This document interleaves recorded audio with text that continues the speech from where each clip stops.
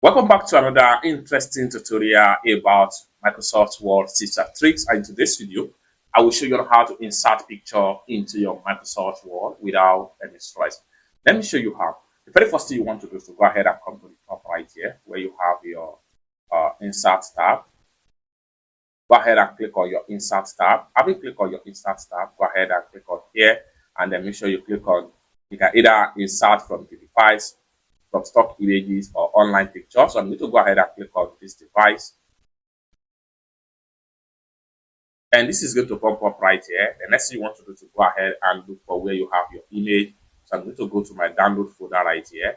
So I have images right here that I want to simply upload right here. So you can select any images that you want as much as possible. So right here, I'm going to select this image.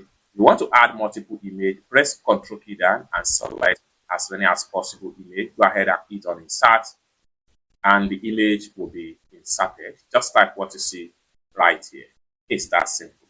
For more useful tutorial, tips and tricks about how best to use Microsoft Word, consider to subscribe. Thank you so much for watching and I hope to see you in my next video. Bye for now.